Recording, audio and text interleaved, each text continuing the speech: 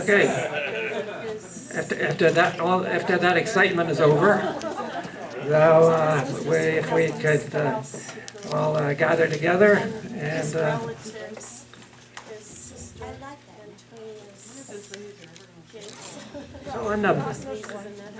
she just left.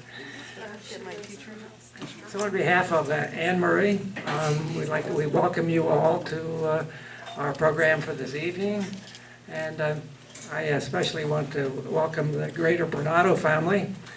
So I just said your name, Anne Marie. I said all good things. She's the best. She is the best. No. So anyway, that's what I'd like to do is just get a show of hands of all of the greater Berenato family that is here tonight. 3, 5, 6. Okay.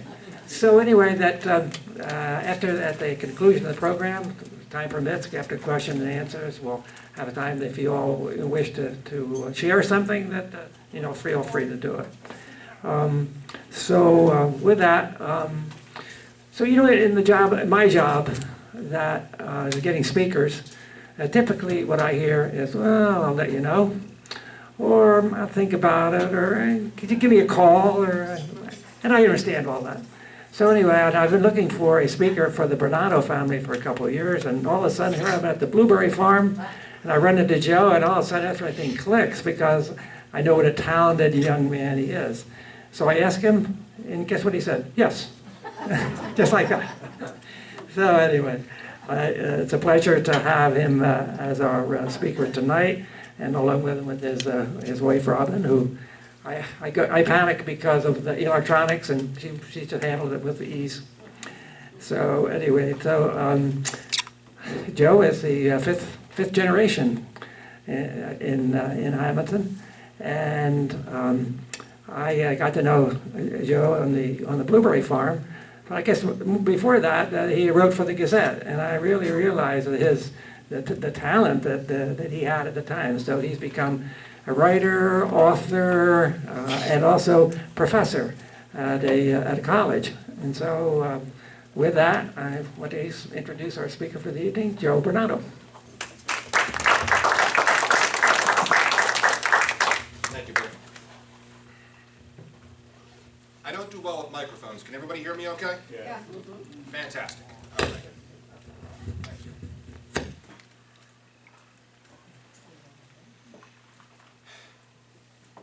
All my life, whenever I introduced myself, wherever I went around town, I would be invariably asked the same question. Which Berenato are you? Are you part of Poppy's family? I don't even know who that is. Are you number 8's clan? No, but we know them.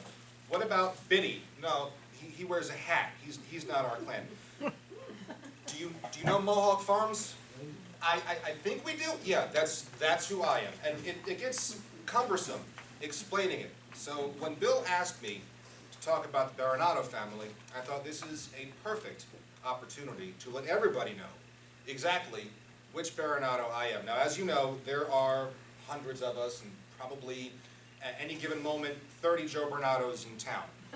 So to go through every single facet of the family in the 45 minutes would be impossible. To that end, I figure the most logical way to go would be through my pedigree, going all the way back to first who came here and then up to now. So that is what we shall do. In order to do that, we've got to go all the way back to the beginning. Waited all my life for this setup. Picture it, Sicily, 1860s. Sophia Petrillo will eat your heart out. At the time, the Sicilian economy, it didn't adapt easily to the unification that took place in 1861 when they finally got together with Garibaldi and tried to create one Italy from all of the different kingdoms, including the kingdom of the two Sicilies. Sicily was not adapting very well to that at all. In particular, competition from the north, it made industrialization in Sicily impossible. There was new taxation, there was military conscription all over Sicily. To that end, especially in Messina, where you would have troops going into towns, quelling unrest, sometimes taking out hundreds of peasants at a time, people decided that it was time to find someplace else.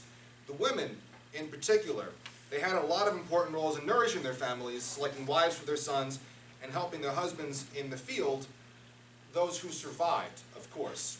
So in 1894, give or take, there was a left-wing revolution, and that led to the imposition of martial law.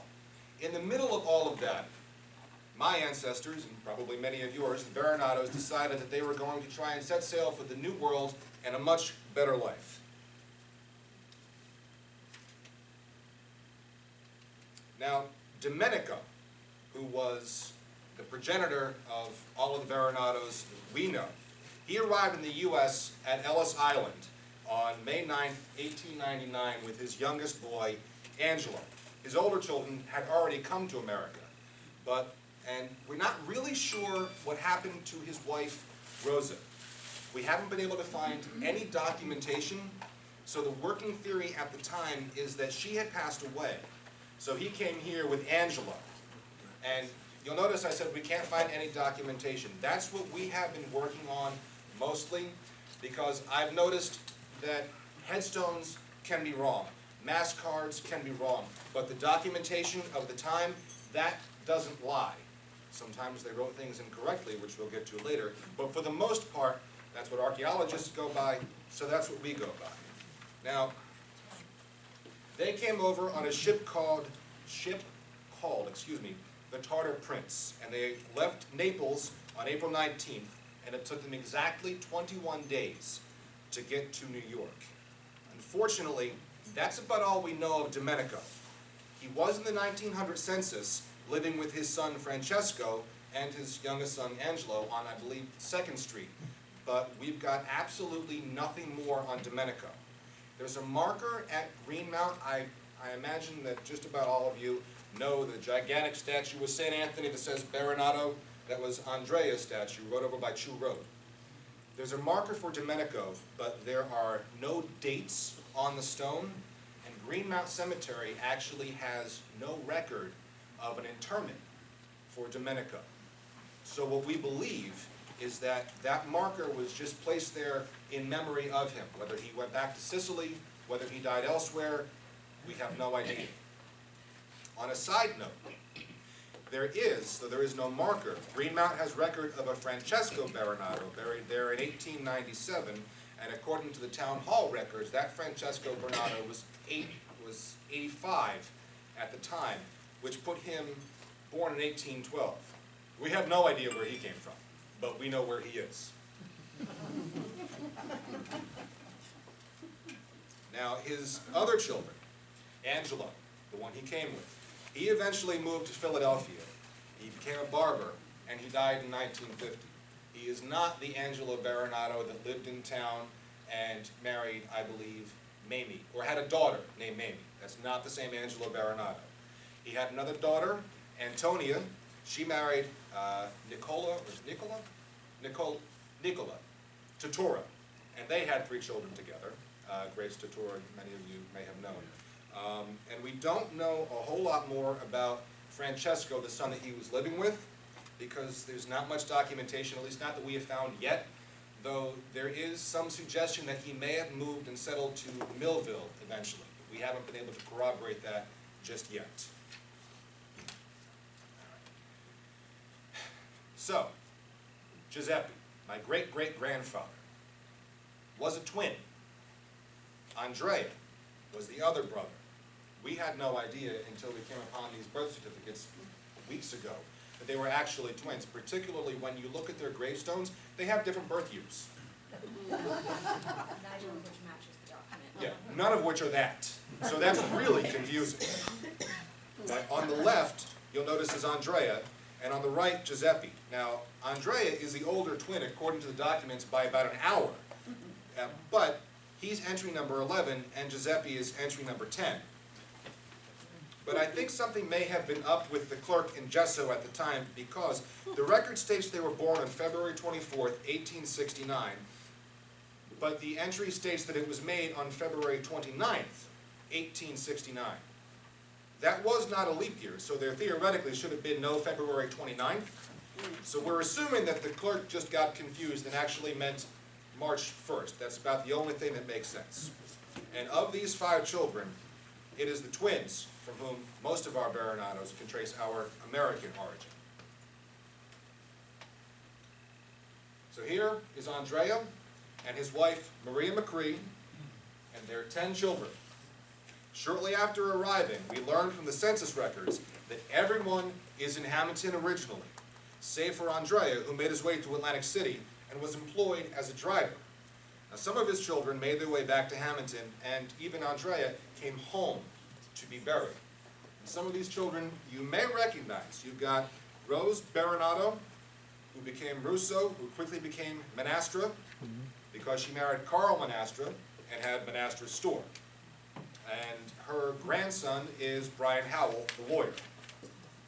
Then there is also George Berenato, whose son, Andy, many of you have known, and his son, Andy. And Andy Sr.'s granddaughter is Daria, who is perhaps better known as WWE wrestler Sonya Deville, currently probably the most famous of all of us. And then, of course, there's Jack Berenato, who was called to testify before the Kefauver hearings in the Senate in the 1950s, but I hear he was a very lovely man. Moving on to my great-great-grandparents, Giuseppe and Caterina Berenato. They got married in Hamilton on March 6, 1893. And what's interesting is that Caterina's maiden name was also Berenato. Presumably no relation. Her parents were Antonio and Domenica. Now, her sister, Concetta, also married a Berenato. Presumably no relation, Domenico. And from that Berenato union is where we derive the Cavutos and where we are related to the Sacco family, just to name a few that come out of that. Now, Giuseppe's youngest child, you may notice, Uncle Joe, was born in 1920. At that point, Catherine would have been 46 years old, give or take. God bless her for having that many children at 46.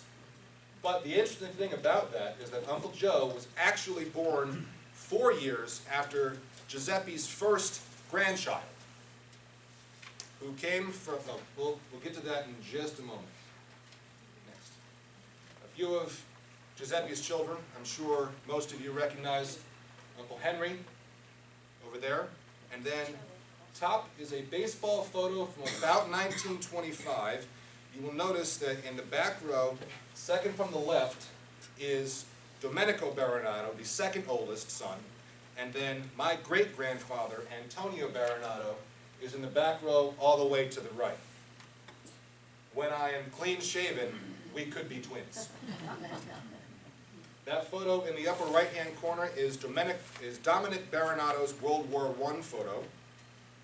We figured that was probably taken somewhere around 1917, because that's when Woodrow Wilson signed the draft order into effect, and that's when a lot of people joined up. Now, Dominic, unfortunately, he passed away in 1932 at the age of 36 from pneumonia.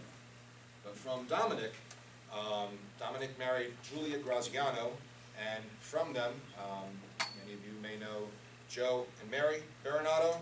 I know that doesn't narrow it down at all. Joe Berenato, perhaps best known for laying all the rugs. Carpet Joe, Joe Rugg, Joe Julia. I knew if I used the right nickname, I'd hit upon it somewhere. Then on the bottom right there is Joe Jr.'s wedding from about 1941, I believe, give or take. And you'll notice that the groomsman all the way to the left is his nephew, who was 2 years older than him, my grandfather, Joe Mohawk Berenato. Here we have Antonio's birth record. He was born January 17th, 1894. He married Angelina Pagano. They got married on May 3rd, 1914 at St. Joe's Church. The original, I think we're on the third one now? Yes, I believe so. They got married at the original St. Joe's Church by Father Gaspare Delia. And they had 4 children.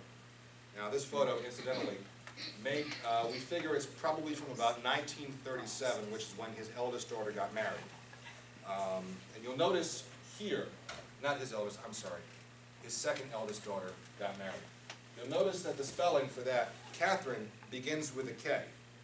Now, everyday use, she used a C, and so that's what Aunt Catherine was known by, with the C, but on the birth certificate it had a K. However, the birth certificate also misspelled Berenato. It left out the second E, it was just Berenato. And the same thing with Aunt Grace's birth certificate, although they put a little caret and an E handwritten on the birth certificate. But that misspelling is extraordinarily common, and not just with the town clerk, who really should know better, but also with newspapers and so forth. And it's because of that misspelling that I've actually gone back to pronouncing my last name more in the classic pronunciation, Berenato.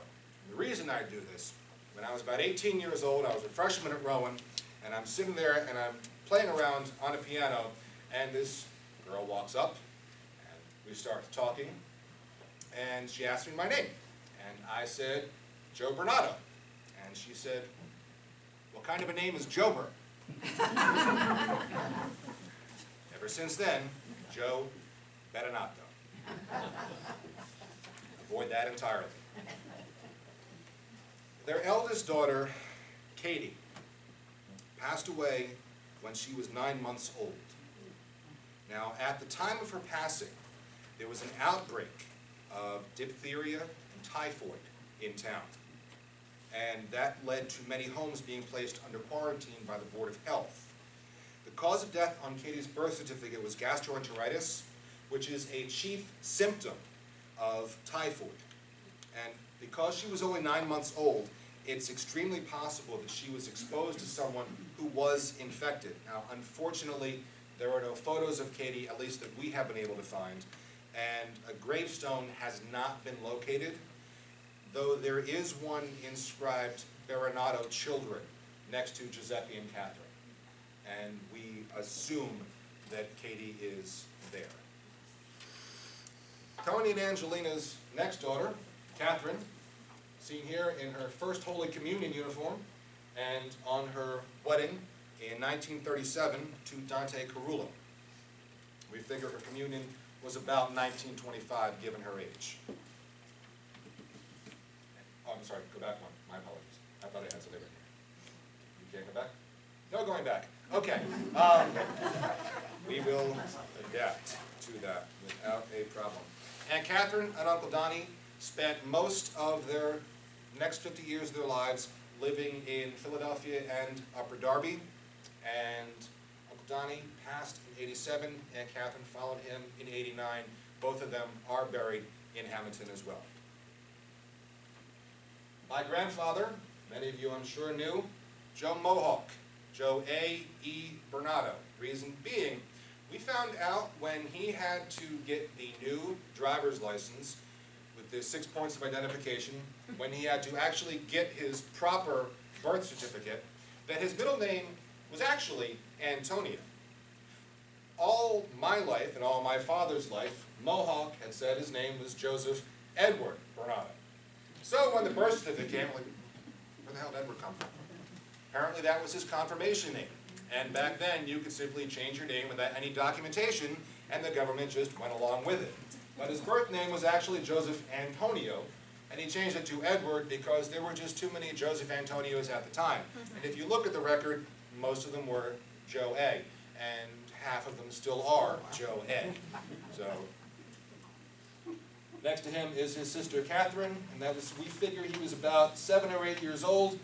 and there is no mistaking that face. It didn't change for the next 90 years.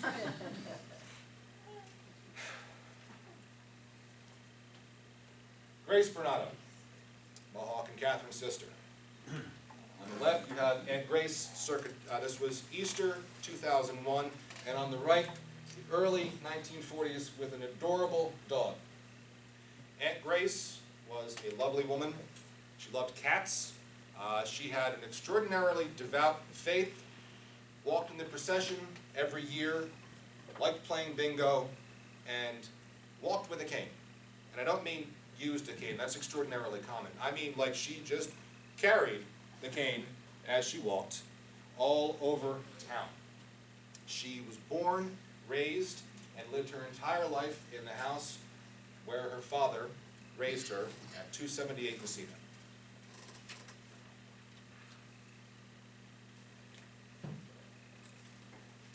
On the top left, we have a Hamilton baseball team circa 1925, give or take. On the front row, far right, is Tony Mohawk. And I am told that there are many variations on the story. I am told that this is how he got his nickname, Tony Mohawk. One variation of the story is that the team was called the Mohawks, and hence Tony Mohawk. Another variation is that when they would go to different towns, they would get in fights with the people who lived in that town. And so they started using nicknames so that they wouldn't use their actual names. And because he was short and red-complected, they said, hey, you look like a Mohawk Indian. Mohawk. A name that has stuck for the next 100 years. This bottom photo is my grandfather when he was on his last furlough in 1942, when he was drafted into the Army.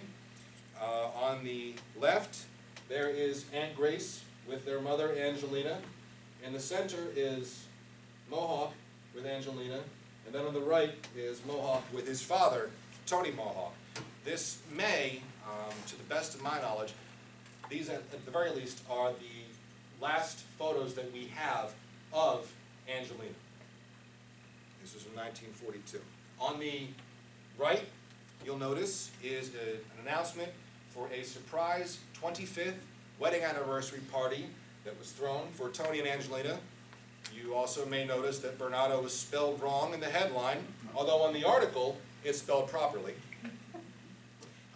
Apparently, it was so big that it made the society page of town, and their home was decorated in pink and white for the surprise party, and many guests with names that I'm sure you would recognize are still were in attendance, and many of these names are still around today.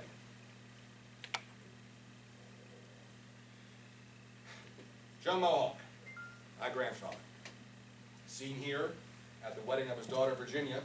That's him with his wife, Evelyn Ford, Virginia, and my father, Anthony. Bird, Come yes. on, use the right name. I'm getting a bit about the nicknames. My wife is not from Hamilton. And when I have sat down to explain our family and describe the family, you know, I'm like, well, okay, well, there was Uncle Joe, there's Carpet Joe, Joe Nick, Joe Blueberry, Joe Peach, then there was Joe Biddy, and after a while, she's like, oh, who the hell is this now? Hold on, let me make a chart. So she started to make a chart, which turned into the project that you see before you. So, because of the nicknames, we have all of this. Virginia, my grandparents' eldest, seen here at her first Holy Communion with my father looking quite pious.